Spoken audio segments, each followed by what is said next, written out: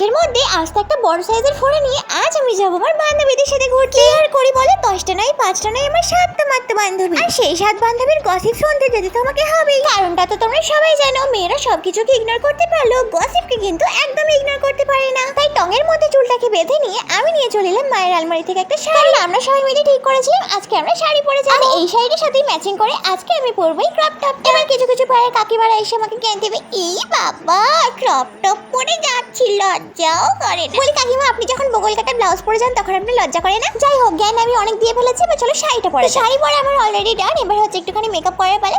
আমার তো আবার ন্যাচারাল বিউটি, আমাকে তো মেকআপ করতেই হয় না। আমি শুধু একটুখানি ফেস পাউডার লাগে, একটুখানি ব্লাশ লাগে, একটুখানি মাস্কারা লাগে, তার সাথে একটুখানি লিপস্টিক লাগে। কারণ বাকি মেকআপ আমি আগে থেকেই করে এসেছি, যাতে তোমরা আমার আসল রূপটা দেখে কেউ ভয় না পেয়ে যাও। সে যাই হোক না কেন, এমনিতেই আমার অনেক দেরি হয়ে গেছে। এখন আমাকে তাড়াহুড়ো করে বেরোতে হবে কুটকাচলি করতে। চলো এখন আমি যাই, আর তোমরা চটপট সাবস্ক্রাইবটা করে দাও নেক্সট পার্টে কুটকাচলি দেখার জন্য।